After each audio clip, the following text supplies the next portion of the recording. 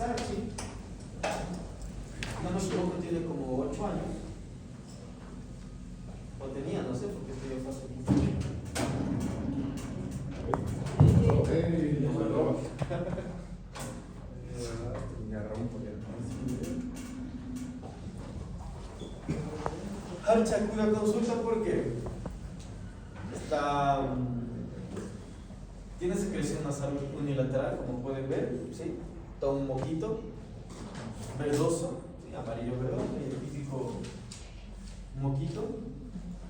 Ahora, ese moco lleva aproximadamente 30 días de evolución, en donde está con su moquito y con su secreción mucopurulenta unilateral.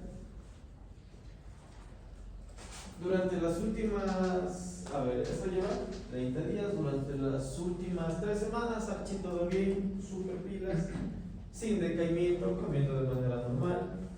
Pero en la última semana ya se empezó a decaer un poquito, estaba algo apático, ¿sí?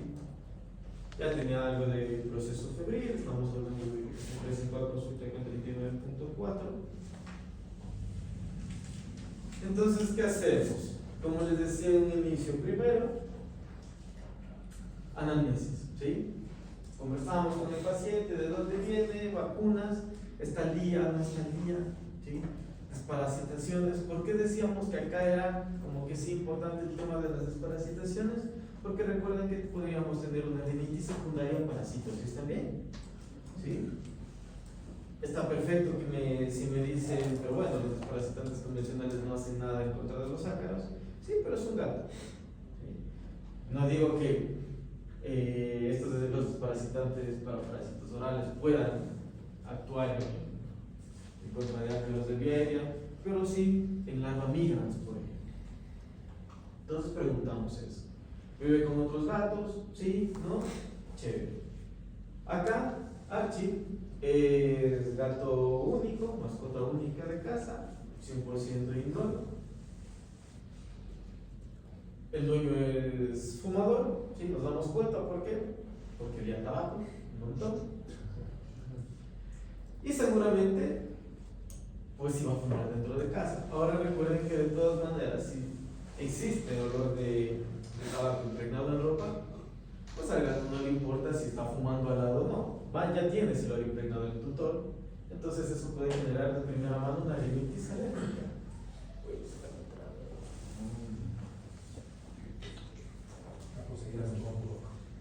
Solo pasa acá.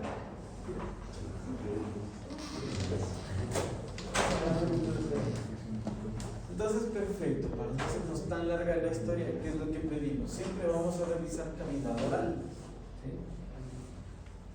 ¿Observamos algo en paladar duro, paladar blando? No, aparentemente vamos bien, ¿sí? ¿Qué si notamos? Algo de enfermedad periodontal, ¿verdad? ¿Vemos fístulas oronasales? ¿No? Importante.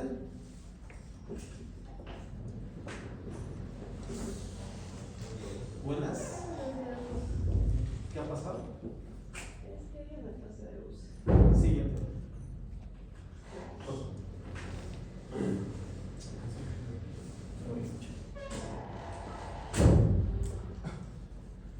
Algo importante. A pesar de la enfermedad periodontal, que bueno, puede haber muchos peores en gatos, no tenemos cialorrea, no tenemos quialismo, ni mucho menos. Entonces, va. Sabemos que si el gato se dejó de alimentar de manera correcta, no es de primera mano por esto, algo más está molestando, ¿sí?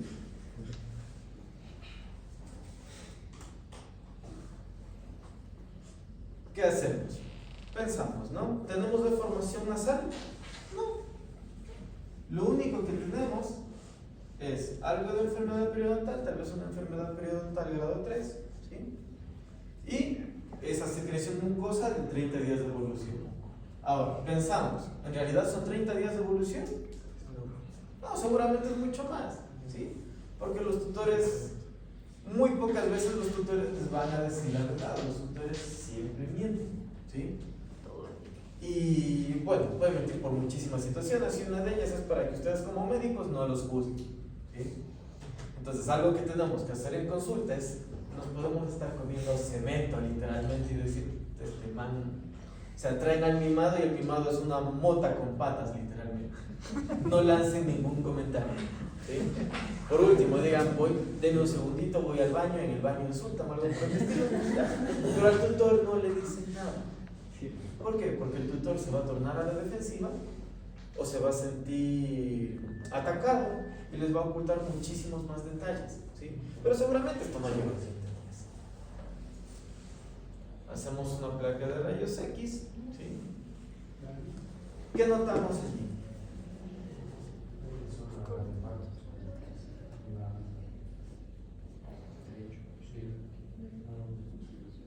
¿Sí? Exacto, muy bien. Fíjense acá, fíjense a la altura de los cornetes nasales. Un poco más radiolúcido, mucho más radiopado. ¿Eso qué nos quiere decir? ¿Es sinónimo diagnóstico de algo? No. ¿Sí? Simplemente algo tenemos acá, ¿sí? Porque no podemos saber si es tejido inflamatorio, si es un signo de masa o si simplemente es moco, ¿sí? ¿Qué puede ser?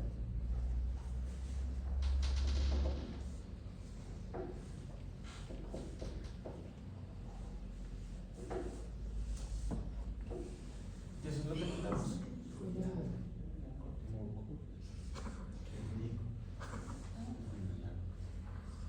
Un pequeño mocazo.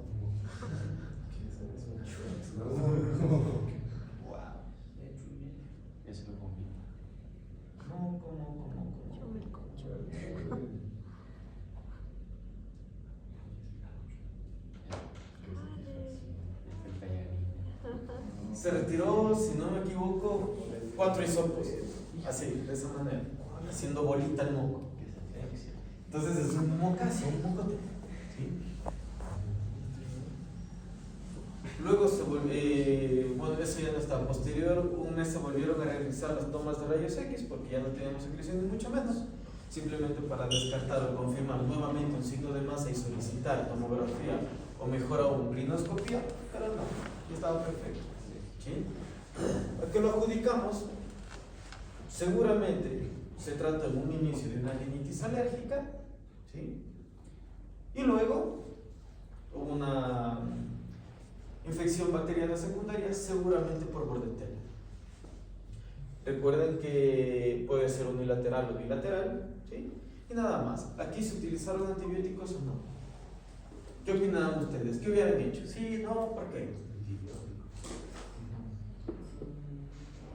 Como profilaxis por bacterias bueno. Y me dirán, no, pero ya sacamos el moco. Pero sí, se utilizaron antibióticos. ¿Por qué? Recuerden la historia clínica. Esta amiguita ya tenía fiebre, ¿sí? Entonces ya tenemos signos sistémicos. La fiebre es un signo sistémico, ¿sí? ¿Qué creen que se utilizó? ¿Qué hubieran utilizado ustedes? Una opción es amoxicilina, ¿sí? Quedaría perfecto. 22 miligramos kilo cada 8 o cada 12 horas. En este caso, durante 7-10 días. Por el tutor, que trabajaba todo el día y que no podía medicar tantas veces al día al gato, se decidió optar por doxiciclina, ¿sí? Como tenía problemas el tutor para medicarlo 2 veces al día y unas veces al día, la medicación, doxiciclina 10 miligramos por kilogramo de peso por día, en este joven 8 días. Y fue muy bien, ¿sí? No utilizamos nada más, ¿sí? Salvo un par de días de antihistamínicos, fueron 5 días de cetiricina y fue bastante bien. ¿Por qué se le saca con un cotonete y no con un lavado nasal? En este caso, el cotonete simplemente por comodidad, ¿sí? Se retiró primero el filamento mucoso, ¿sí? Y luego sí se hizo un lavado nasal, pero ya no tuvimos mayor respuesta, ¿sí? El lavado nasal se lo realizó con solución salina temperada, 38 grados centígrados aproximadamente, tibiecita, pero ya no tuvimos mayor producción. Y el paciente respondió bastante bien. Obviamente esto se hace bajo sedación, ¿no? El gato no se va a dejar en que le saque un mocazo por sí solo. Se lo come. Entonces, ¿por qué es importante hacer los rayos X? ¿Sí? Porque por último, recuerden que también podemos tener rinitis bacteriana secundaria a una masa o un pólipo nasofaringeo. ¿Sí? Entonces, acá le mostramos al tutor y le decimos, ok, tenemos esto, tenemos un aumento de la radiodensidad de esta zona de la nariz, ¿sí?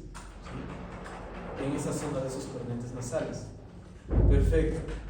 Hago la primera parte del tratamiento, pero en ningún momento estoy garantizando que acá no tengo una masa, ¿sí?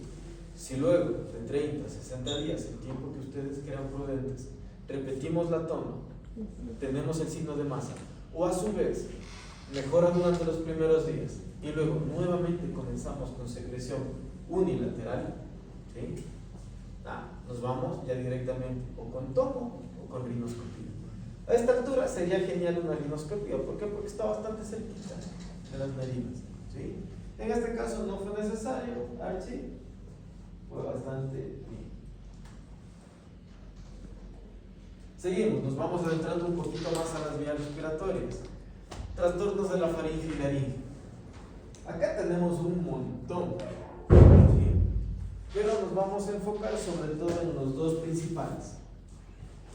¿Cuáles creen que son esos? Hay dos principales clásicos.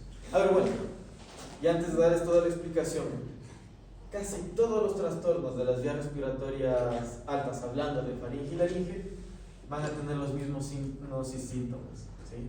Los mismos signos clínicos. ¿Por qué? Porque independientemente de cuál sea la causa primaria, van a obstruir las vías respiratorias altas. Entonces, todos vamos a tener disnea inspiratoria, sea cual sea, ¿sí? Puede ser un cuerpo extraño, puede ser una masa, puede ser un tumor, ¿sí? Lo que sea, puede ser un colapso, puede ser un edema laríngeo. Todos van a generar signos clínicos bastante similares, incluso signos digestivos. Ya lo vamos a ver por qué. Esos son los diferenciales, ¿sí?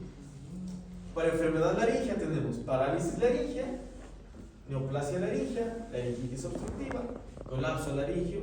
Cuando hablamos de formación de membranas, hablamos de adherencias, por ejemplo, ¿sí?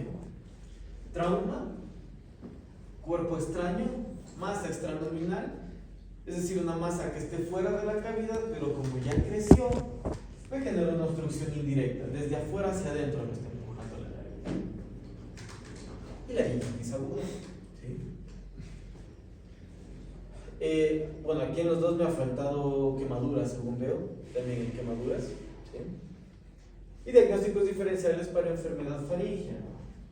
Misma historia, tenemos BOAS, que es el síndrome de obstrucción de las vías aéreas del brachiocéfalo, paladar blando elongado. ¿Por qué lo ponemos de manera, por qué nombramos también al paladar elongado si ya sabemos que pertenece directamente al BOAS?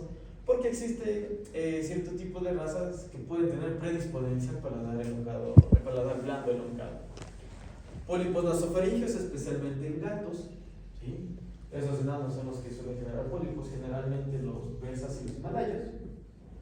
Y seguimos, cuerpo extraño, ¿sí? Neoplasias, abscesos, granulomas, masas extraluminales al igual que acá, y estenosis nasofaríngeas. Entonces son un montón de patologías, pero ¿sí? Van a generar signos clínicos muy parecidos, muy similares. Entonces nos vamos a concentrar en dos. ¿Por qué en dos? Porque básicamente generan signos clínicos muy parecidos y la única manera de darnos cuenta cuál es o de diferenciar una de las otras va a ser a través de las pruebas de diagnóstico. Ya vamos a conocer cuáles son. Estas pruebas de diagnóstico van a ser radiografía del cuello, fluoroscopía, ¿sí? Sí saben, ¿no? Fluoroscopía es básicamente rayos X en tiempo real. Tomografía, súper importante, pero el gold estándar de acá van a ser estos dos niños: laringoscopía Y si son más modernos, la videolaringoscopía. ¿Por qué creen que ese es el gold estándar para estos tipos de enfermedades?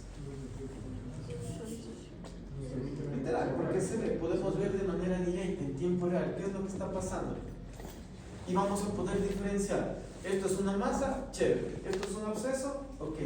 Tenemos parálisis laringea, ¿sí? Tenemos un cuerpo extraño, un pólipo, lo vamos a poder diferenciar, ¿sí? No hay nada mejor que nuestros ojos, al menos hablando en temas macro.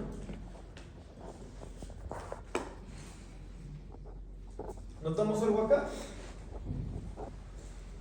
En esa proyección lateral del cuello. ¿En cuál? Estamos en la toma izquierda.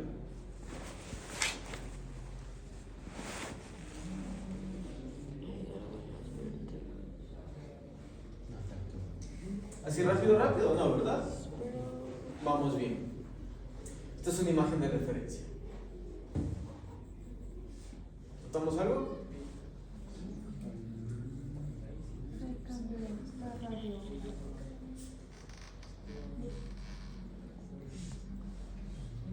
Fíjense en el área ventral de la articulación atlantoaxial.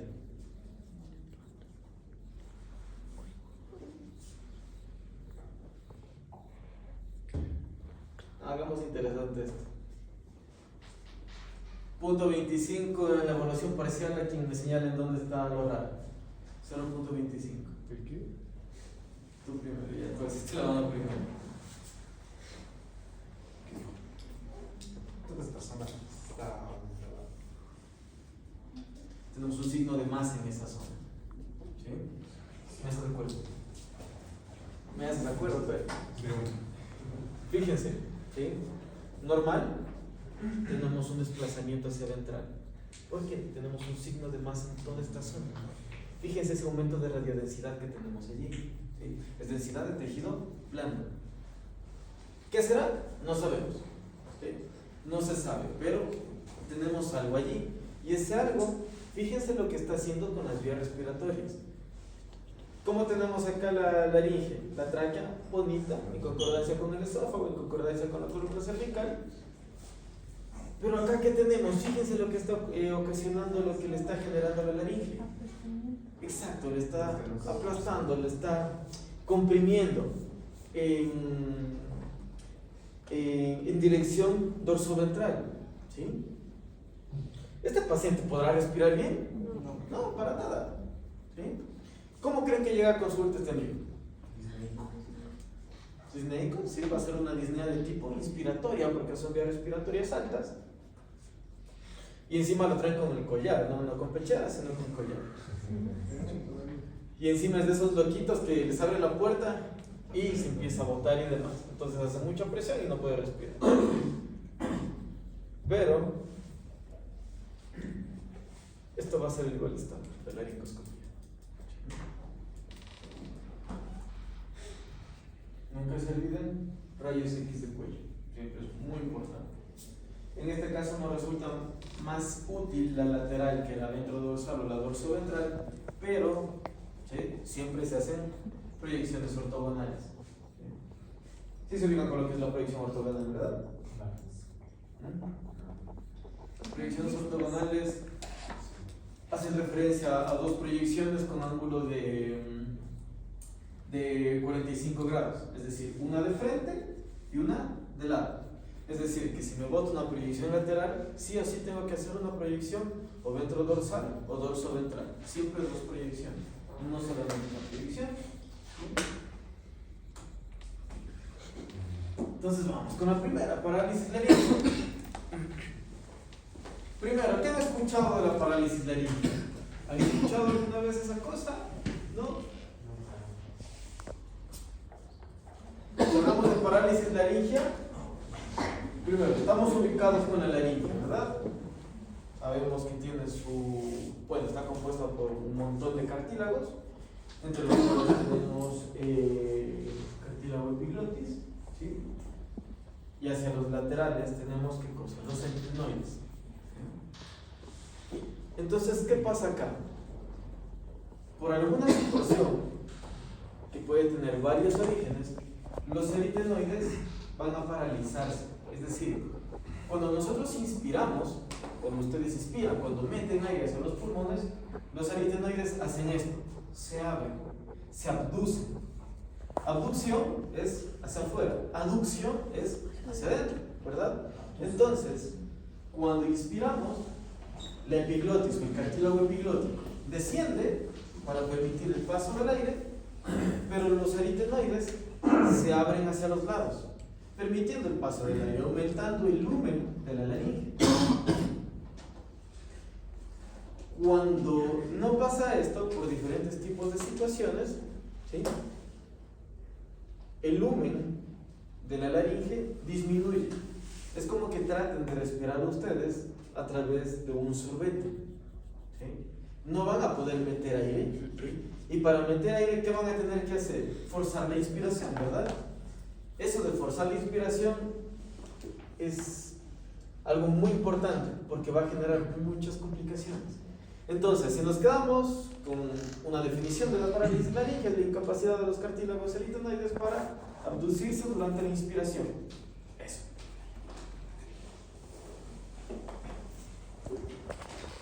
Para los que se olvidaron, estos son los aritenoides, ¿sí? Entonces, como les decía, la etiología. Algo va a causar la disfunción del nervio laringo recurrente. Recuerden que tenemos laringo recurrente derecho-izquierdo, ¿sí?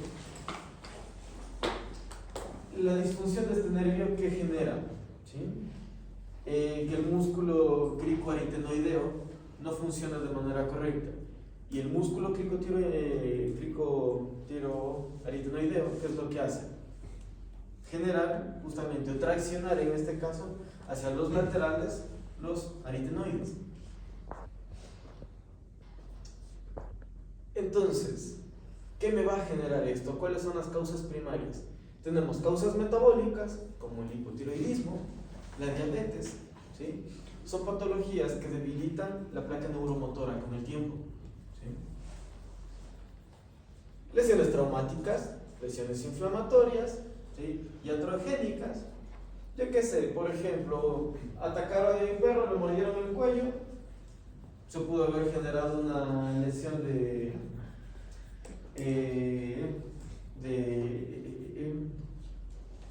músculo como tal, del cricoaritenoideo, ¿sí?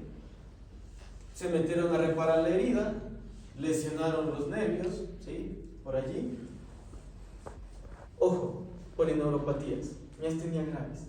La miastenia gravis puede generar una parálisis laríngea, ¿sí? ¿Se ubican con lo que es la miastenia gravis? ¿No? ¿Han escuchado tal vez?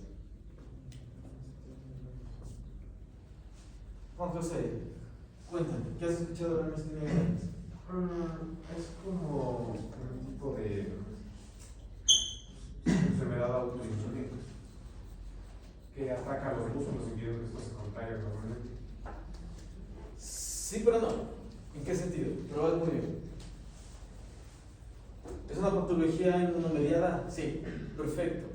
Pero no ataca directamente a los músculos, ¿sí? Ataca a la placa neuromotora, ¿sí?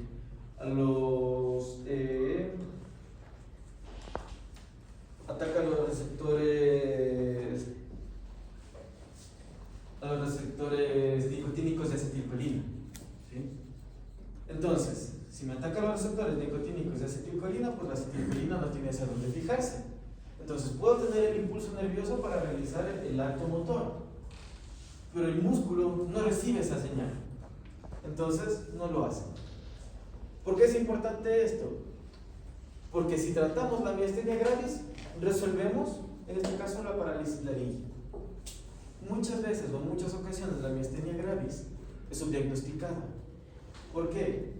Empezamos con debilidad del tren posterior. Y si es un paciente viejo, un paciente geriátrico y ansioso, que decimos, no, seguramente se trata de una compresión o de una artrosis en cadera, ¿sí?, o de un síndrome de caudequina, y por eso pues ya no se mueve tan bien del todo. Pero no, es una parálisis que empieza con debilidad del tren posterior, pero es de tipo ascendente. Ya díganles que ingresen. Sigan jóvenes.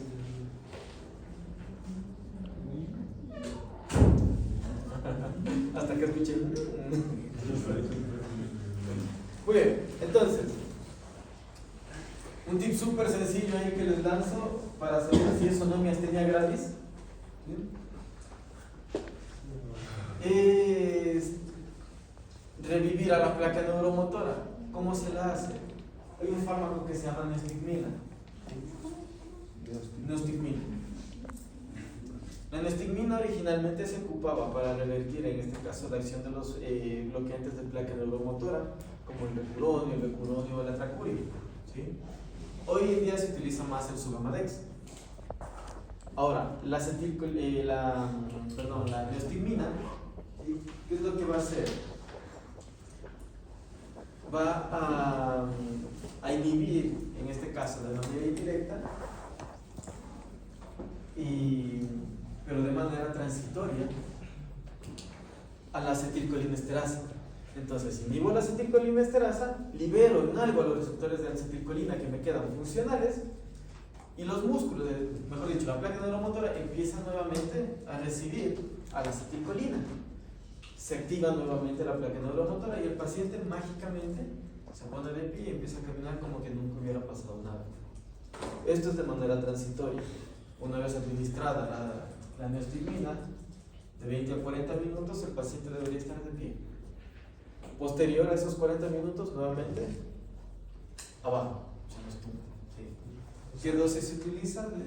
O sea, básicamente eso es permanente, ese medicamento. La neostigmina se utiliza para hacer el diagnóstico. Es el diagnóstico farmacológico. Le damos neostigmina, paramos al paciente. Pasan 40 minutos, ya se volvió a botar porque pasó el efecto de la neostigmina. Pero ya sabemos que es miastenia gravis. Entonces ya podemos tratar eso. ¿Sí? ¿Cómo se trata? Con otro fármaco que se llama piridostigmina. Es básicamente la misma cosa, pero para vía oral. ¿Sí? Porque la neostigmina se aplica de manera subcutánea o intramuscular. No intravenosa porque puede tener efectos muscarínicos, bradicardia, dialismo. Se les puede complicar un montón al paciente. ¿Qué dosis de neostigmina se va a utilizar ahí? Por si en algún momento les llega algo así, de 0.02 a 0.04 miligramos por kilogramo de peso. De 0.02 a 0.04. Cuando utilicen neostigmina tienen que tener al paciente obviamente en la clínica para ver lo que pasa, ¿no? Y se les puede complicar.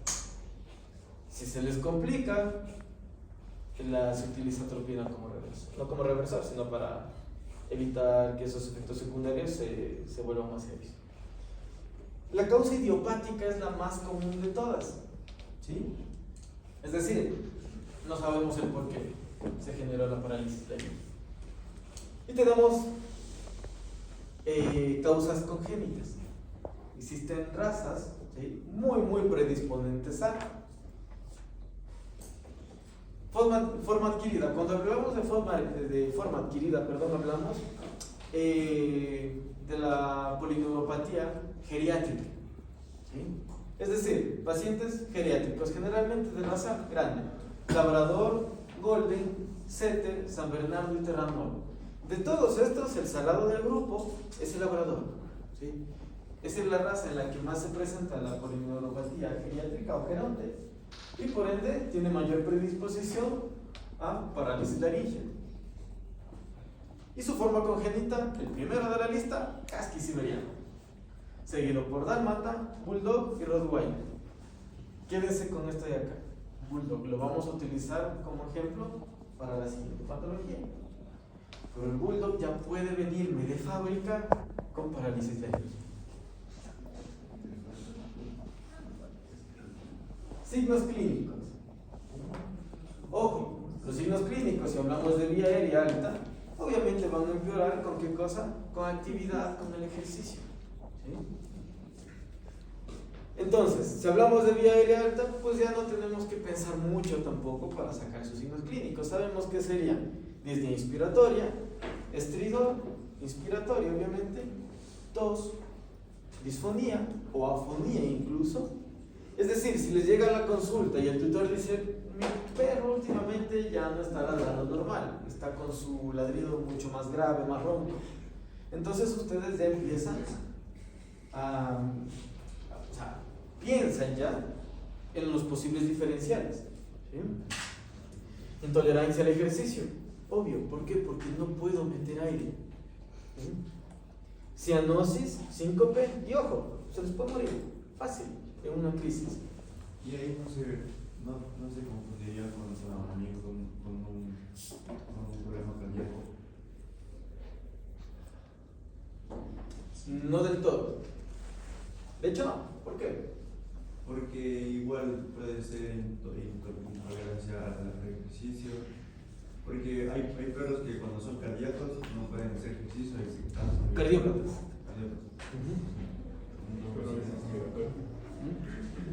Exacto. La disnea acaba de ser inspiratoria. ¿Sí? En el paciente cardiópata, cuando se genera la disnea, ¿sí? Es una disnea mixta por último, o respiratoria. ¿Por qué? Porque estamos hablando de que ya hay compromiso de vías respiratorias bajas. ¿Sí? Acá son vías respiratorias altas. La cianosis, sí, perfecto, te la paso, nos podemos confundir. El síncope, sí, lo podemos confundir, porque sabemos que hay síncope, pero no sabríamos la causa del por qué. La intolerancia al ejercicio, perfecto. Pero estridor inspiratorio, salvo que el cardiópata sea bulldog, ya. Pero el paciente cardiópata va a tener cositas muy específicas. Recuerden, coloración de mucosas, tiempo de relleno capilar, pulso en concordancia o en disconcordancia con la auscultación cardíaca. Y muy importante, la auscultación cardíaca. ¿Sí? Entonces, no sería, o las cardiopatías no entrarían de primera mano en nuestro diferencial. No digo que no la pongamos, pero no serían como que nuestras primeras opciones. ¿Con qué otra cosa nos podríamos confundir acá? Vías respiratorias altas, ¿con qué nos podemos confundir? Parálisis faríngea. Por detrás. No, algo más clásico, Gripe. que van a ver casi todos los días.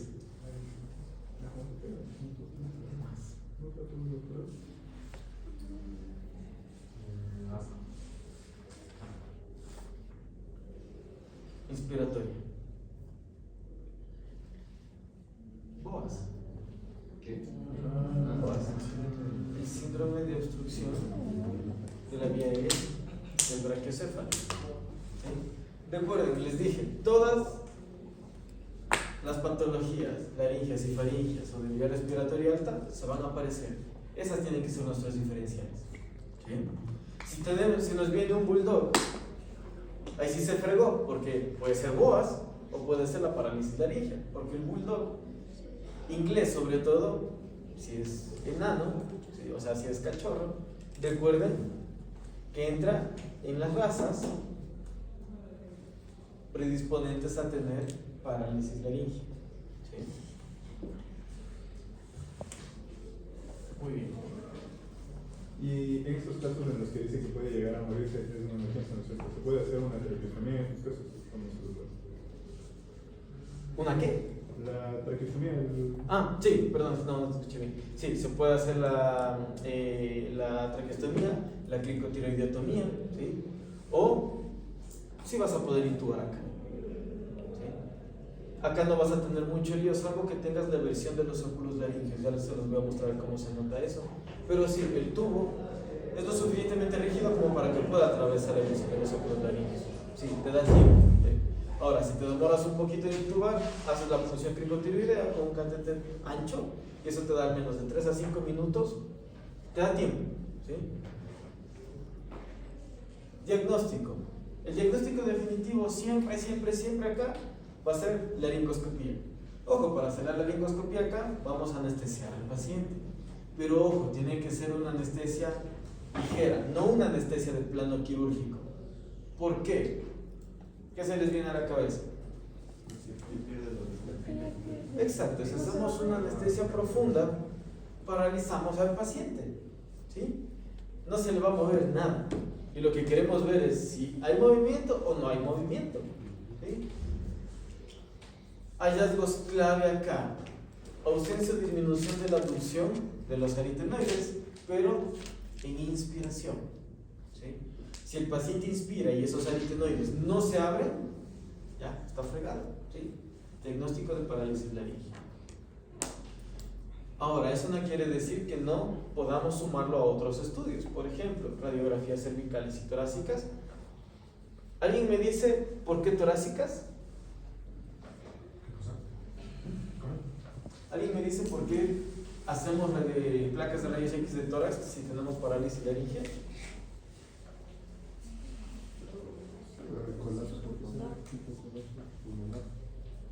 ¿Por qué habría colapso? Por la falta de aire.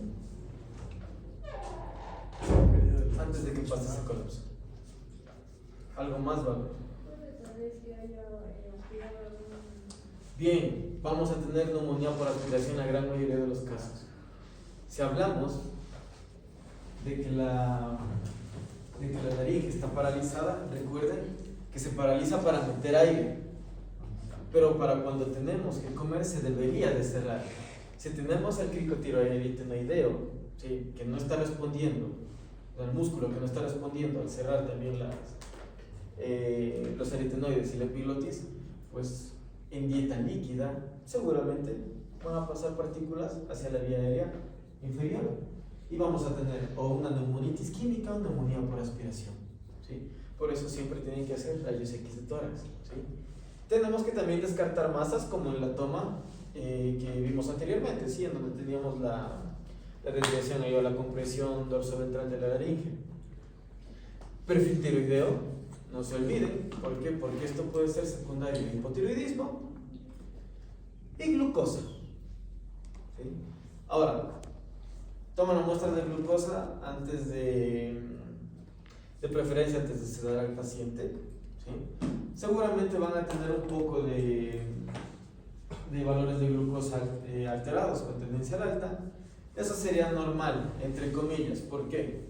Dependería, bueno, de hace cuánto tiempo comió el paciente. Recuerden que hay hiperglicemia postprandial, ¿sí? Pero el estrés también incrementa la tasa metabólica y debería subir la glicemia, que sea unos 10 a 15 puntos. Si lo van a sedar con agonistas alfa 2, que no sería la recomendación acá, la glicemia se les va a disparar al menos unos 30 a 60 puntos, porque son hiperglicemiantes, recuerden eso. ¿Por qué no se sedaría con agonistas alfa 2? ¿Por qué sedarían ustedes? Si tenemos compromiso de la vía aérea.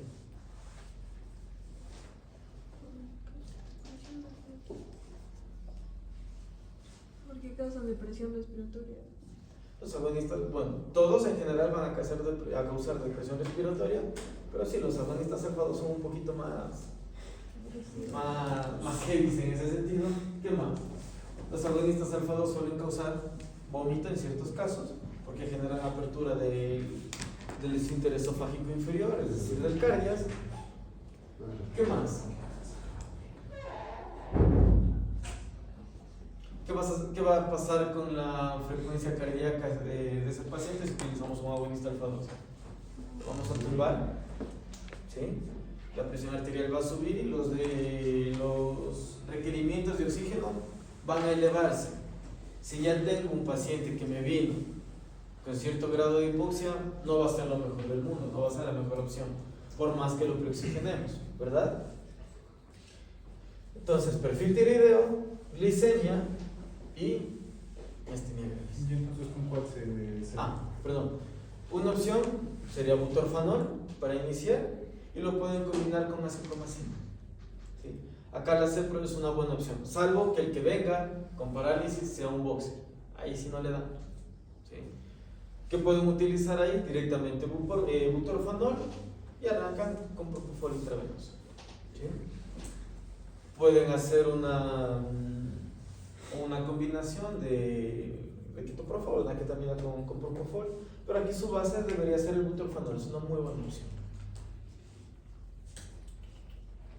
Como les decía, debe evitarse el plano quirúrgico de anestesia. ¿Qué es lo que pasa? ¿Sí? Esto vamos a tener en inspiración y esto es lo que se tiene en expiración. Si los aritenoides están paralizados, si no se abducen como tal, vamos a tener únicamente esta imagen. ¿Cómo nuestro paciente va a ser capaz de respirar? A través de eso. ¿Sí? Y va el ejemplo que les mencionaba. Es como que si ustedes salgan a caminar por aquí, se suban las gradas a la copiadora o lo que sea, pero vayan respirando a través de un sorbete o a través del esfero, por ejemplo. ¿Van a poder respirar? Quizá, pero con muchísima dificultad. ¿Y qué van a tener que hacer? Mucha fuerza para inspirar, ¿verdad? ¿Qué creen que pasa cuando hacen mucha fuerza para respirar? Hagan esto. Hagan eso. Bueno, menos tú, creo que estás enfermo. Hagan eso. Fuerza en la inspiración, pero cerrando un poco la laringe, como que fuera un asmático. ¿Qué pasa? ¿Qué sienten en su tórax? Duele al tiempo, duele. Duele, ¿qué más? ¿Qué sienten? Sienten que hacen mucha más presión, ¿verdad? Si hacen mucha más presión, recuerden que el tórax, porque la vía respiratoria baja funciona ya con una presión subatmosférica. Es por eso que si tenemos perforación o algo por el estilo, el aire externo es succionado de manera violenta. ¿Sí? Ahora,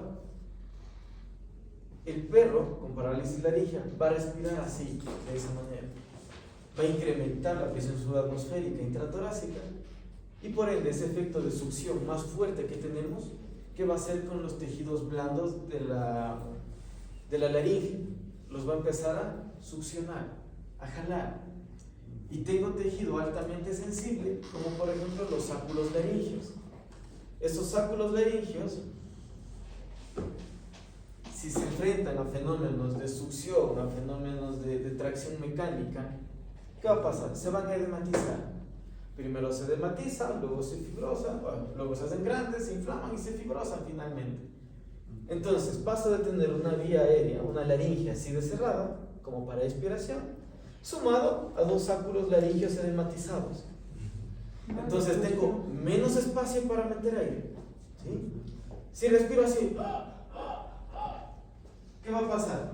Voy a deglutir aire, porque esto no está funcionando bien. Entonces empiezo a tragar aire, trago aire y traigo aire. Es por eso que tanto el paciente con BOAS como con parálisis laríngea es un paciente que suele regurgitar. ¿Por qué? El estómago va a estar distendido porque está lleno de aire, lo que genera que se abre el esfínter, en este caso el cardias, ¿sí? Y si tengo el estómago lleno de aire y con algo de contenido y tengo que sacar aire, voy a eructar, ¿sí? Esa presión que hago cuando inspiro, ¿qué va a pasar? Hace que de manera indirecta succione el contenido del estómago y lo regreso, ¿sí? Regurgito, y si soy tan salado que no pasa aire pero va a pasar contenido, se me viene el contenido, regresa por acá y hago neumonía por inspiración o neumonitis química. Eso es lo que pasa, y es por eso que el paciente con parálisis laríngea o con BOAS es un paciente que suele venir con historial de regurgitación, sobre todo cuando come y luego de un par de horas sale a caminar, sale a hacer actividad física, o sin salir, simplemente se ponen como loquitos a jugar en casa y empiezan a regurgitar. Sobre todo eso pasa en bulldog, ¿sí? Y a veces, ¿qué decimos? No, es que es normal por la raza. No, es común de la raza, pero nunca va a ser normal que un paciente esté regurgitando y regurgitando y regurgitando, ¿sí?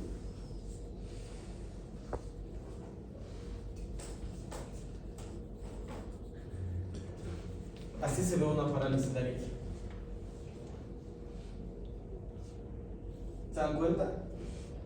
No se mueve para nada los aritenoides. O sea, la regurgitación es de la parálisis laríngea. Sí, de hecho, es secundaria a la parálisis laríngea. Es por la aerofagia que se genera y por el aumento de presión intratorácica. Hagan de cuenta que el tórax es como una bomba, ¿sí? Pero es una bomba que está aplastada. O sea, piensa en una bolsa ambú. La bolsa ambú, cuando está aplastada y la liberamos, ¿qué va a hacer? Jala aire, ¿verdad? El tórax sería como una bolsa ambú gigante. cuando inspiramos, es decir, se expande, va a jalar aire. ¿Sí? Jalo aire ¿de dónde? De la atmósfera, así de acá, del medio ambiente. Pero si no puedo meter aire por acá, ¿cuál es la otra vía que tengo? Aquí también está conectado el tórax. Al esófago a través de qué? Al estómago a través del esófago, ¿verdad? Si decimos que su esfínter está abierto, que el cardias está abierto, por presión voy a jalar contenido del abdomen, contenido que está dentro del estómago. Por eso que empiezan a regurgitar. Esto no se mueve, ¿sí? Está paralizado, los aritenoides están paralizados. Estos son los procesos corniculados de la epiglotis. Estos son los aritenoides. Están paralizados, no se mueven. Cuando el paciente inspira, deberían abrirse. Y a la expiración, sí, se cierra. Acá ni siquiera se mueve. Está completamente paralizado. Por eso decimos que la laringoscopia o la videolaringoscopia es el gold estándar para acá. Esto es otro ejemplo. Eso se vería lo que dijo que se dermatiza. No, ya les voy a mostrar una imagen. Acá no están edematizados aún los áculos de limpios. Una edematización con eversión. Se ven, es un tejido edematoso bastante feo. Estaría acá, dentro, posterior a las cuerdas, o a la misma altura de las cuerdas vocales. Entonces, fíjense, ¿se mueve? No se mueve. No se mueve para nada eso. ¿Sí?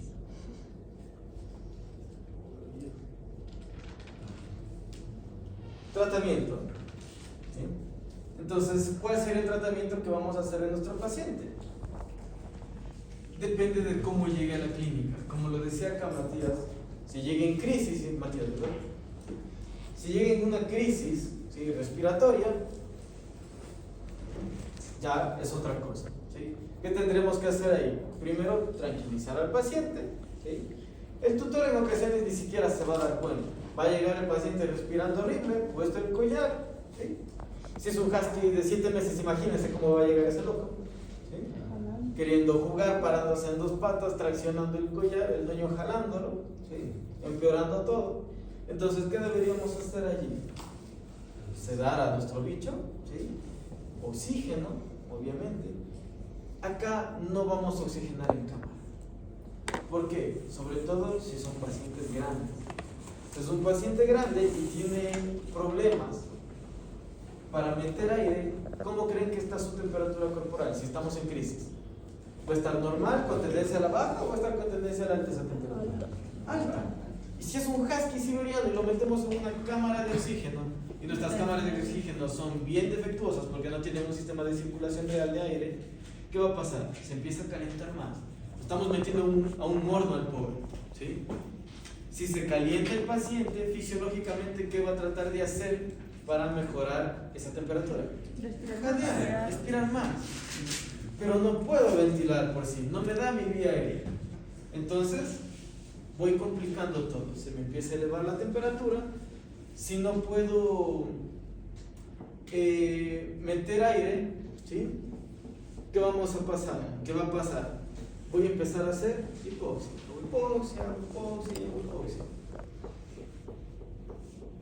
Vamos a sedar a nuestro paciente, como les decía, butorfanol, acipromicina es una muy buena idea acá, ¿sí?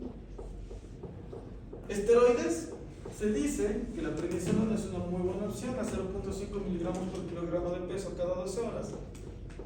Pregunto, si el paciente me viene en crisis, ¿será de darle una tableta de prednisolona o de prednisolona? No, ¿verdad? No hay mucho sentido. Intravenosa de dexametasona, ¿sí?, de 0.1 a 0.3 miligramos por kilogramo de peso intravenoso, ¿sí? Y allí pensamos, ¿cuánto tiempo debe de transcurrir desde que le damos la dexametasona hasta que le damos con prednisona?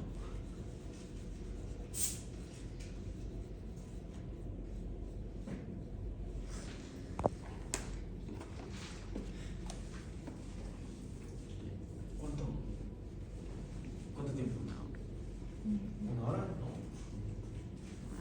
12 horas. Un día menos. ¿Sí? 24 horas deberían de esperar hasta arrancar con los esteroides orales. ¿Sí? No hay mucho sentido en que le den dexametasona y luego le den de golpe ya la prednisona. No, están cargando al contrario de esteroides. No hay sentido de ello. Ahora, este es solamente un tratamiento para el momento de la crisis. ¿Sí? Allí ustedes deben conversar con el tutor y decirle, a ver, ¿podemos hacer esto? ¿Sí? Obviamente si es que esto sigue viable. Si está inviable, nada, ese man va a cirugía. ¿Sí? Pueden hacer una traqueostomía de emergencias, ¿sí? Pero la traqueostomía o la cricotiroidotomía no es la primera opción. ¿Sí? La primera opción va a ser la lateralización de los aritenoides, que puede ser uni o bilateral. Anteriormente se hacía bilateral, actualmente se recomienda únicamente lateralizar uno de esos cartílagos. ¿Sí?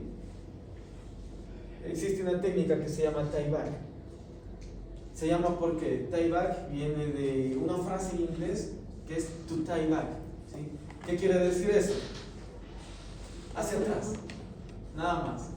Tirar hacia atrás. Es decir, con suturas, ¿qué pasa? Se fija el aritenoides a la musculatura del mismo. Entonces, pasamos de estar así, lo traccionamos al aritenoides con suturas y lo dejamos abierto al menos de un lado.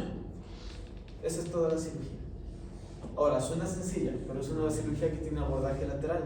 Entonces, tienen que evitar yugular externa, interna y carótida externa e interna. ¿Sí? Allí sí que se arreglan los cirujanos. Y ahí sí quedaría eso abierto. Sí. Siempre. Ajá. Y en cuanto a la alimentación, Ahí va. Uno de los principales inconvenientes suele ser la neumonía por aspiración. claro, es que ya no se cierra, ya queda. Ajá. Es uno de los inconvenientes. Y todo eso tiene que conversar con el tutor. Se mantiene siempre abierto con las suturas quirúrgicas. Sí. Y no genera parto extraño eso. Y neumonía por aspiración. Ahora, hay que tener en cuenta en que se abre esto o se trataría de abrirlo de manera con un resultado similar al fisiológico. Es decir, no lo vamos a dejar excesivamente abierto. No, una apertura media. Y como les digo, ahí sí ya cosa de cirujanos. ¿Sí? La importancia de realizar la sutura de tracción a la musculatura cricoaritenoidea es que cuando el paciente deglute, ¿sí?, se relaja la musculatura, y si se relaja, en teoría, la sutura, o sea, empuja o no empuja. El músculo se relaja, y si el músculo se relaja, deja de estar en tensión. Si no está en tensión, en teoría, nuevamente se cierra un porcentaje, no estaría abierta completamente. ¿Sí? Pero eso no quiere decir que va a impedir que haya que ingresen, en este caso, partículas propias de la alimentación o de la ingestión de agua o de líquidos hacia la vía respiratoria.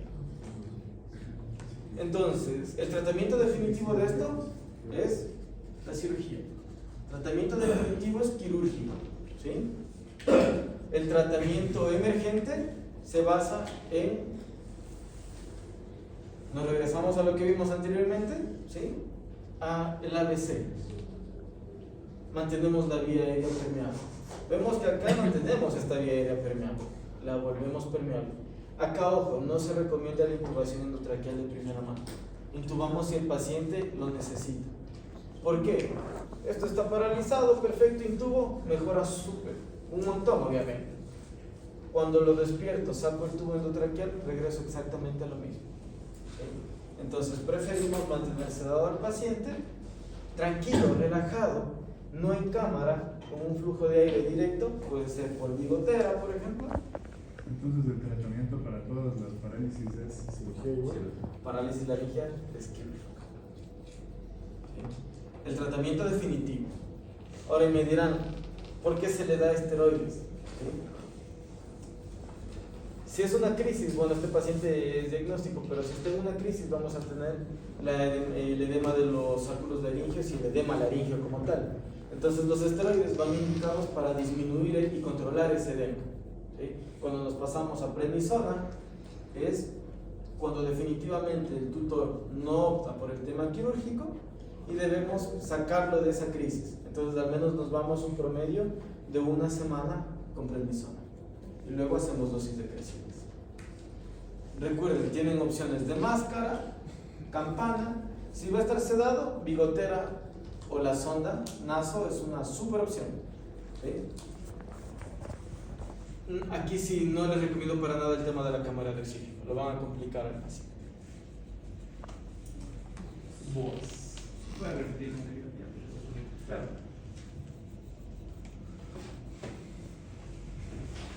Hacer tratamiento con prednisona Sedación. no es definitivo. Muchísimo oxígeno y esteroides. Dexametasona si lo necesita, o prednisona si es que el paciente pues lo tolera, ¿sí? Es decir, si puede deglutir, porque si el paciente no puede deglutir, se está ahogando un montón, no le va a meter la mano para meterle la prednisona, ¿sí? Dexametasona intravenoso. Se estabiliza el paciente y si el tutor dice, chévere, vamos por la región quirúrgica, perfecto, es cirujano, ¿sí? No nos complicamos la vida. Recuerden que acá nuestra función es hacer diagnóstico, ¿sí? No operar al paciente. Eso cuando estén en las clases de los viejos. BOAS.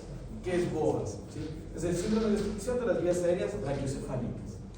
Esto no es discriminatorio de perro ni de gato. Los dos pueden tener BOAS, ¿sí? Pero hay razas más predisponentes a los brachiocéfalos, los ñatos, ¿sí? Sí, son los que van a tener BOAS.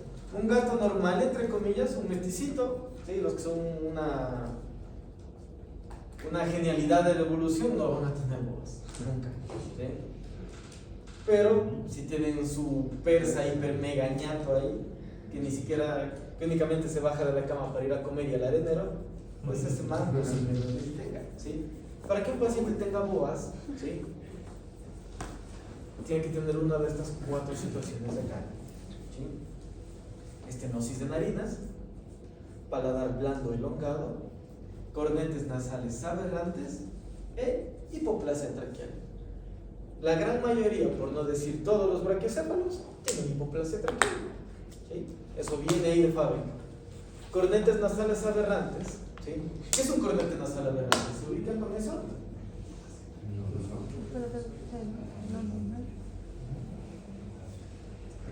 ¿Por qué se caracteriza el brachiocéfalo?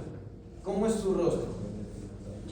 Es chato, es ñato, es aplastado, literal, como que se hubiera dado contra la pared, ¿sí?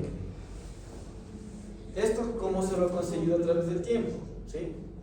Genética, mezclando y mezclando cada vez, en teoría, razas con mejores características, ¿sí? Físicas en este caso, y se redujo el tamaño del cráneo, ¿sí? En este caso, no del neurocráneo, sino del viscerocráneo, ¿sí? De los huesos que conforman el rostro. Se pudo reducir eso, ¿sí? Pero no se pudo reducir el tejido que debería ir ahí, ¿sí? Es por eso que todos los brachiocéfalos sacan la lengua, ¿sí? La lengua de los brachiocéfalos es grandota en relación a su rostro, porque es una lengua que debería ser del tamaño en teoría normal en comparación a otras razas, ¿sí? Lo mismo pasa con los cornetes nasales. El tejido dentro de los cornetes nasales no sabe que no tiene cráneo para crecer. Crece y crece y crece. Eso es un cornete nasal aberrante, ¿sí? Ya les voy a mostrar unas imágenes de toma en donde se nota súper claro eso. Paladar blando elongado, misma historia. El paladar blando sabe que tuvo que crecer de manera normal, pero en este caso tiene un cráneo, un viscerocráneo muy chiquito que hace que su paladar blando caiga, ¿sí? Cae a tal punto que me obstruye por completo mi entrada a la laringe y mi estenosis de narinas. Tenemos nuestra estenosis de narinas. Fíjense cómo en teoría se ve normal un pug, un bulldog francés y un bulldog inglés. Sí, decente, decente. Para ellos, si los comparamos a otros perros, como que ya no quedan perfectos, pero bueno, bastante aceptables. Estenosis leve. Fíjense cómo se empezaron a cerrar, en este caso, los cartílagos alares de las narinas. Estenosis moderada. Fíjense acá, está prácticamente cerrado. Y fíjense en la estenosis severa. No tengo nariz. Pasa en perros, pasa en gatos, ¿sí? Los persas literalmente ni mocos les salen por esa por de naricita a los pobres. está súper cerrado. Entonces, primer punto, estenosis de narinas, ¿sí? Puede ser leve, moderado o severo. Paladar blando elongado. Fíjense que ahí está. Bueno, en este caso, el paciente sedado, con boca abierta, lengua traccionada hacia craneal.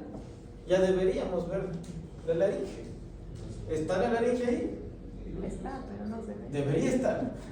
¿Vemos la laringe? No. Tenemos el paladar blando elongadote ahí, cubriendo por completo esa laringe. ¿Sí? Entonces, ¿qué va a pasar cuando este amiguito inspire? Exacto, se genera ese efecto de succión. Acá mis aritenoides están funcionando, pero cuando inspiro, ¿qué pasa? Jalo esa membrana y esa membrana empieza a tapar o a ocluir mi entrada a la laringe. ¿Sí?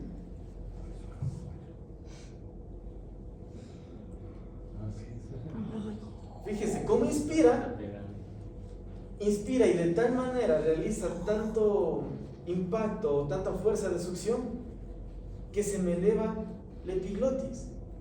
Cuando lo normal que sería allí, que la epiglotis se mantenga hacia abajo y se abran los aritenoides. Acá jalo con tanta fuerza que me voy llevando también la lámina cartilaginosa de la epiglotis. Eso también puede provocar regurgitación. Sí. Los signos clínicos del BOA incluyen signos clínicos, signos digestivos, como regurgitación, ¿sí? Y aerofagia. Es por eso que estos manes a veces suelen eruptar. ¿Sí? Eso, a ver, todos eruptamos y eruptan de manera fisiológica, pero más estos golpes. Entonces, pilas, tenemos ya dos características. Tenemos estenosis de narinas y tenemos paladar blando elongado. Cornetes nasales aberrantes. Esto, uy, perdón. Esto es la tomografía de un paciente, ¿sí? Normal, de un paciente, ¿cómo sería? Mesocefálico. ¿Sí? Entonces, fíjense todo el espacio que tiene su cavidad aérea, su nasofaringe, sus cornetes nasales, su seno paranasal frontal. Fíjense en la lengua, ¿sí? Lengua. ¿Sí? Fíjense en su orofaringe y en su laringe. Todo perfecto. Si se alinea todo, si el paciente extiende su cabecita, tiene una gran vía aérea permeable.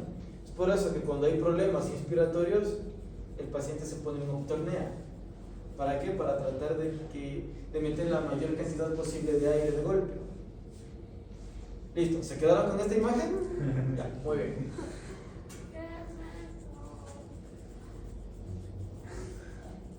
Yo seguro Yo. El límite es un puro. ¿Qué tenemos ahí? Esa lengua, fíjense. Pues siempre andan así. Es una lengua enorme, literal, como dice Merino. Por eso siempre andan así. Sí, Con la lengua hacia afuera. ¿Por qué? No es porque digan, ay, qué bonito me está sacando la lengua. No, es porque. Están sufriendo, Sí. les falta Sí, boca. hacia atrás. Tienen una base de lengua extremadamente grande, muy ancha. ¿Sí? Tienen una lengua muy grande para acá, pero en teoría es una lengua normal, para un cráneo normal. Pero el tejido blando no sabe que ya no tiene cráneo o un cráneo compatible con el tamaño de ese paciente y quedó grande. Fíjense en el paladar blando. Esto es el paladar blando del paciente. Veamos cómo el paladar blando de acá. Ni siquiera se ve el paladar blando acá en tomografía. Sabemos que está ahí. Extingan los braquíceps. Paladar blando. Es una masa literalmente. ¿Sí? Fíjense. Bueno, ahí me entró la imagen de acá. Pero fíjense en cómo tengo la laringe. Está desplazada hacia abajo, está aplastada. ¿Se nota una vía aérea clara? No, para nada. Por más estirado la cabecita que esté, por más sacado la lengua que esté, no tengo una vía aérea clara que se note en tomo. ¿Sí? Acá, sí, la única parte en donde se interrumpe es en la laringe que está generando su trabajo. encontrar ese cerrado, pero tengo un camino recto. Ay, no, Acá. el camino. Nada que ver.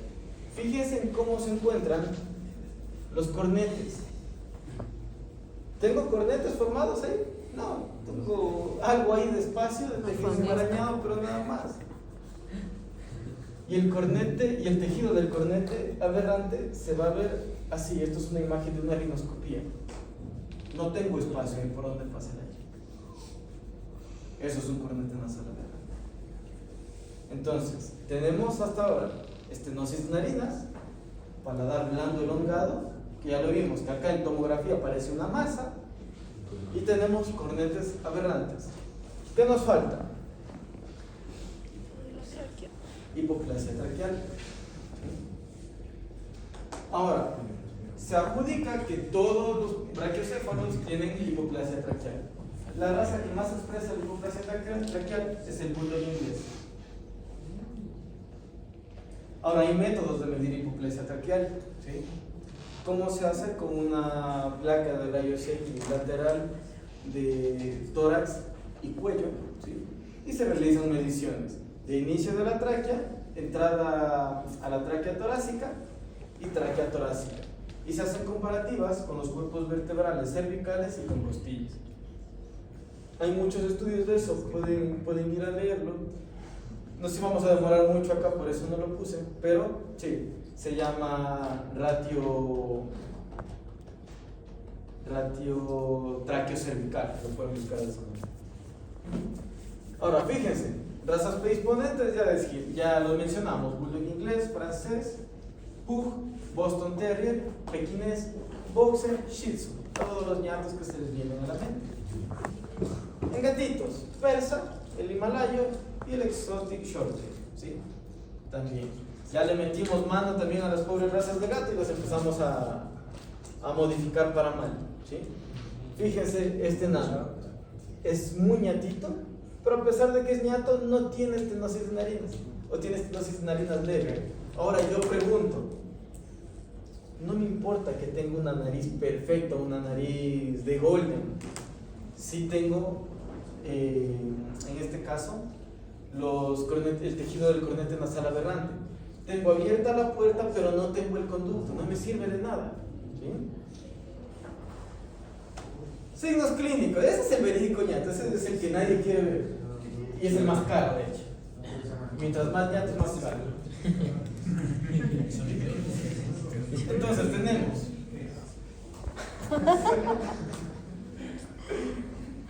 ¿cómo va a venir a nuestra clínica? Incluso viene a vacunas ese man y ya se viene muriendo.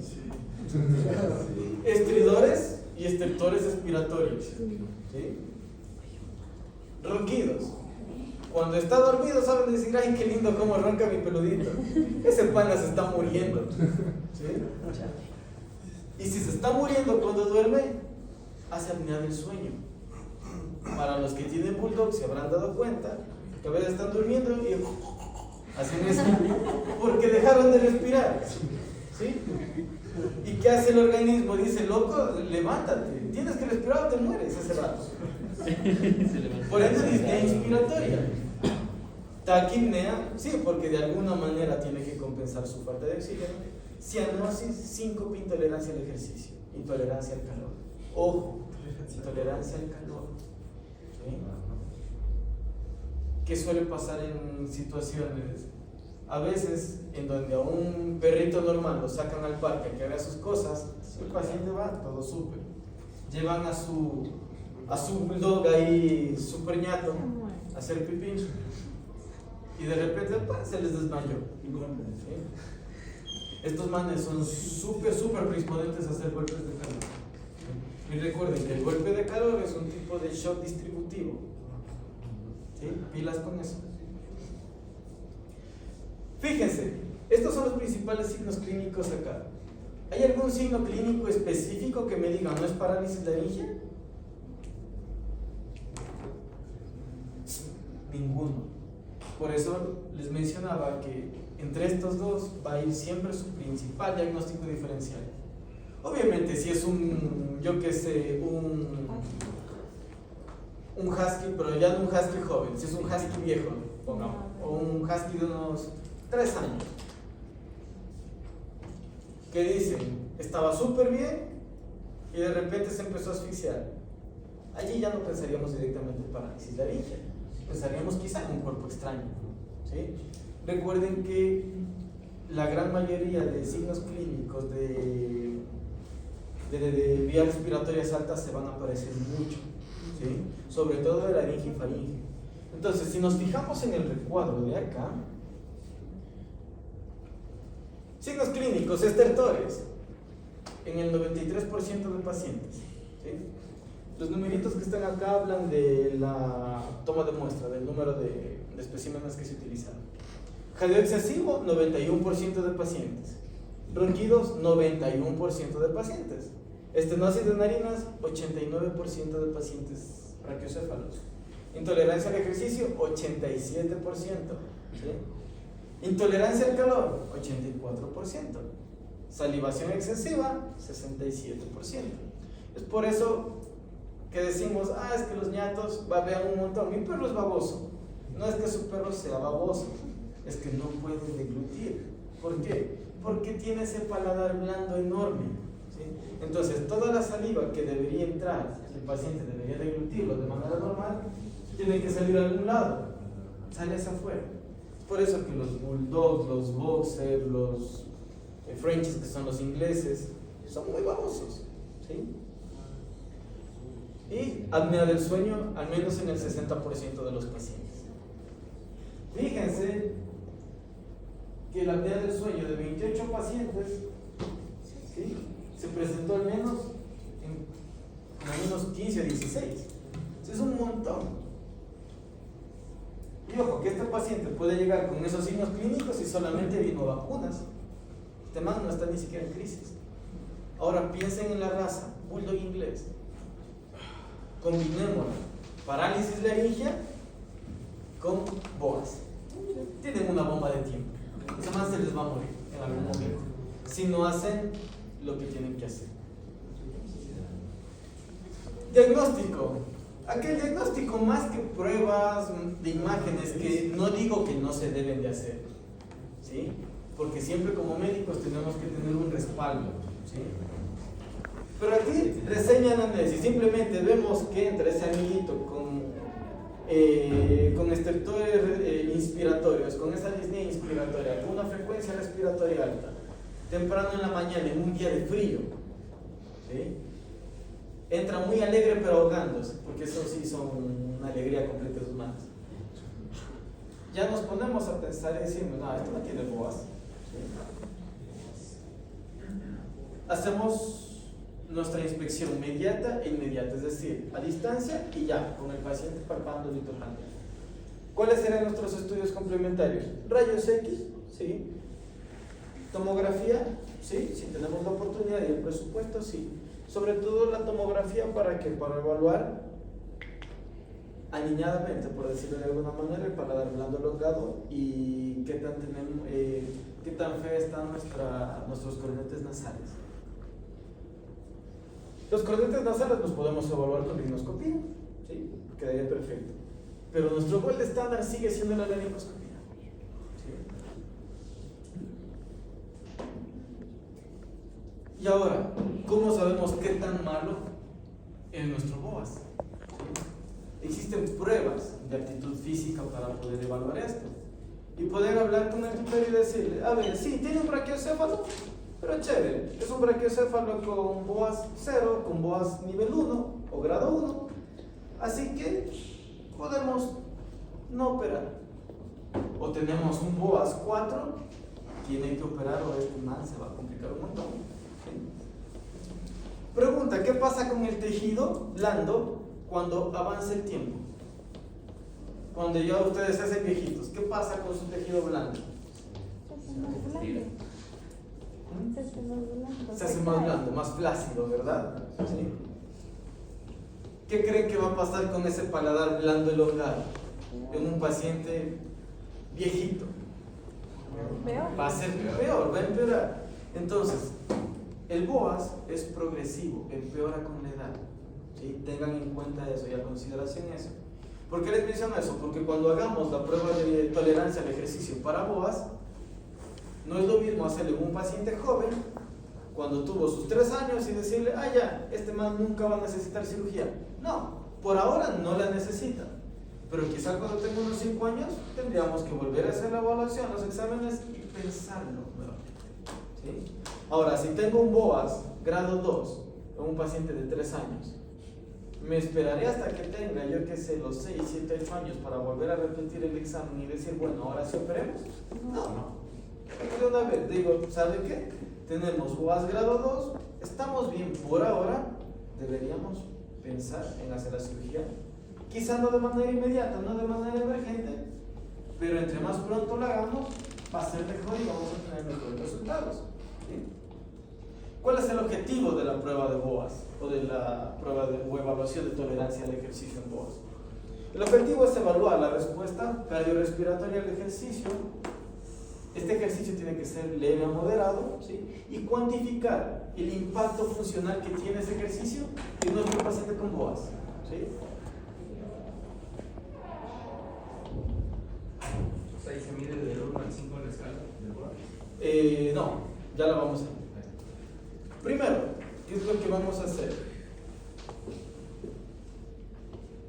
Nuestro paciente tiene que estar tranquilo, relajado, en reposo, es decir, que si llegó a nuestra consulta, a nuestra clínica, a un hospital o lo que sea, lo dejamos ahí, en sala de espera, sus 15 minutos al menos. ¿Para qué? Para que esté relajado, ¿sí? No lo vamos a dejar en la sala de espera y vamos a dejar que esté jugando con otros perros ahí o molestando o haciendo algo, yo qué sé. No, que esté tranquilito, ¿sí? Importante que esté con el tutor. ¿Por qué? ¿Qué suele pasar con estos enanos que a veces son muy dependientes y los metemos de golpe en la jaula? ¿Qué empiezan a hacer dentro de la jaula?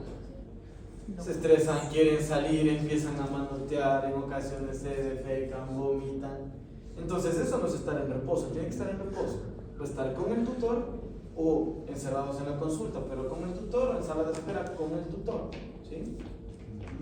¿Qué vamos a evaluar? Saturación de oxígeno, ¿sí? Vamos a evaluar sonidos, el estridor, vamos a ver si tiene disnea o no de inspiración, ¿sí? Vamos a ver si hay cianosis o no. Esto me pareció muy curioso, ¿sí? Esto estaba de hecho en Couto, evaluar colapso. No creo que voy a evaluar colapso, ¿no? Si veo que el paciente está ahí ya botado de lado, no voy a decir, colapso positivo. No será muy lógico. Y vamos a evaluar, ¿sí? Lo que es recuperación post ejercicio. Mis valores iniciales, ¿cuáles deberían ser? Saturación de oxígeno, ya saben, base 95%, en teoría, pero el examen va como base 95%. Frecuencia respiratoria de 10 a 30 respiraciones por minuto, frecuencia cardíaca de 70 a 120 pulsaciones por minuto, y si vamos a evaluar sonidos inspiratorios. Esto es la valoración inicial, esto es el paciente en reposo, relajado. Estrés físico controlado. ¿Cómo lo vamos a estresar? Perfecto, vamos a caminar 3 minutos. No caminar, perdón. Hacer una caminata rápida o un trotecito relajado. 3 minutos, nada más. Obviamente si el paciente lo tolera, si se les está muriendo al minuto y medio, ya no van a esperarse a los 3 minutos, ¿sí? Ojo, para esto tiene que ser una superficie plana y un ambiente fresco, ¿sí? No pueden hacer la prueba de esfuerzo en caminata rápida en una subida. No, van a tener un sesgo ahí de los resultados. Y suspendemos la prueba si tenemos la existencia de disnea severa. Si hay cianosis, si ya se les empezó a hacer signos de insuficiencia respiratoria, ya, suspendemos la prueba al menos en ese momento. ¿Y qué vamos a evaluar luego? Nuevamente, saturación de oxígeno, frecuencia respiratoria, frecuencia cardíaca y, ojo, el tiempo de recuperación, ¿sí? ¿Cuánto le costó nuevamente volver a sus valores fisiológicos, a los valores de inicio a ese paciente? Y son esos, ¿sí? En el grado 0 no vamos a tener signos, es decir, no va a haber signos de cianosis, no vamos a tener distrés respiratorio ni disnea inspiratoria. ¿Sí?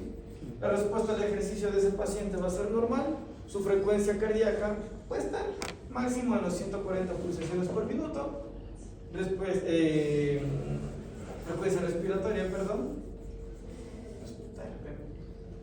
Debería ser 35, menor a 35 respiraciones por minuto. Su saturación de oxígeno debería ser igual o superior al 95 y su recuperación sería inmediata, es decir, en menos de 5 minutos. Ese man debería recuperarse rápido. Ese amigo no necesita tratamiento quirúrgico, al menos no por ahora. Ese amiguito es uno de los pocos brachiocéfalos que podría estar súper bien. ¿Qué raza se me ocurre ahí? Boston Terrier. Son los que menos tienen problemas, ¿sí? Son de los brachiocéfalos como que más atléticos del grupo. Esos y el boxer. El boxer puede ser un manojo de patologías, pero al menos en condición física es bien, ¿sí? Luego se nos muere de un infarto, pero ahora, al menos respiratorio es como el que menos falla. Grado 1, vamos a tener ronquidos ocasionales, una disnea leve, ¿sí? Su frecuencia respiratoria ya va a llegar hasta los 160, ¿sí? Su frecuencia cardíaca, perdón, su frecuencia respiratoria debería no pasar de las 45 ventilaciones por minuto.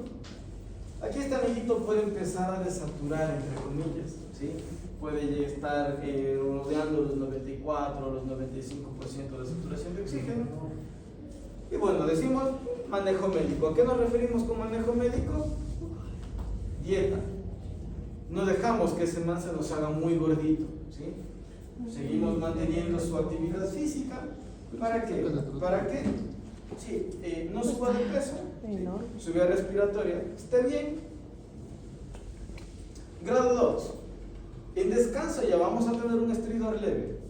Aquí sí ya se me vienen a la mente de uno a los dos bulldogs, tanto inglés como francés. Estos manes solo vienen a saludar y ya están roncando, ¿sí?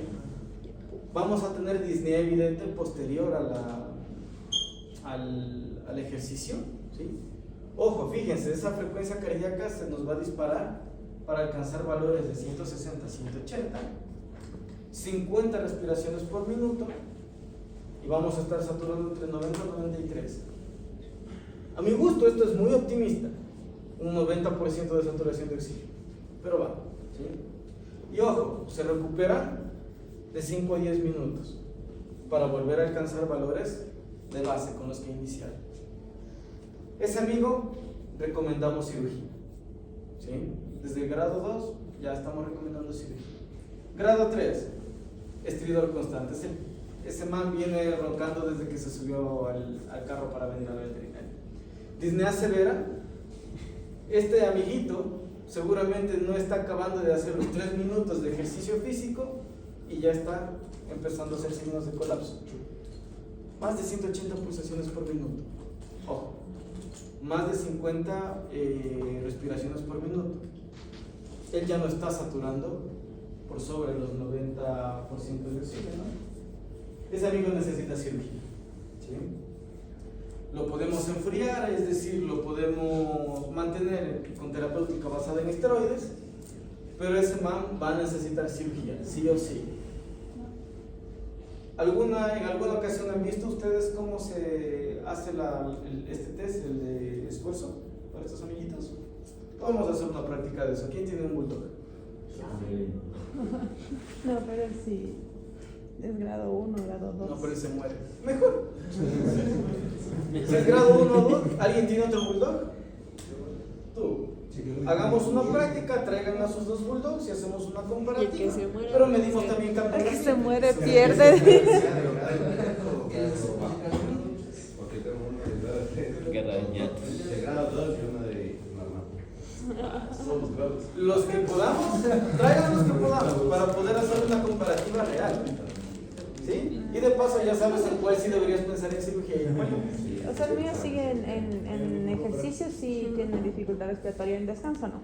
Ya. Descanso pasado. Podríamos aprovecharnos y medimos capnometría, ¿sí? Y podemos empezar a sumar. De aquí salió otro estudio fácil. Porque esto se mide solamente con simetría, podemos sumar capnometría y ya, tienen otro estudio, tienen su tema de tesis. No tenemos No, tesis. y el BOAS no es progresivo, o sea, no. Sí, con la edad empeora. Es lo que decía, cuando somos viejitos, como decía acá, se cuelga todo. ¿Sí? Entonces, se reblandecen los tejidos blandos. Entonces, empeora el paladar elongado, ¿sí? Los cartílagos de la tráquea ya no son los mismos, entonces si de por sí tengo hipoplasia traqueal, va a empeorar eso. ¿Sí? Y mis cornetes nasales aberrantes pueden seguir creciendo y hipertrofiándose. Nos quedamos hasta ahí.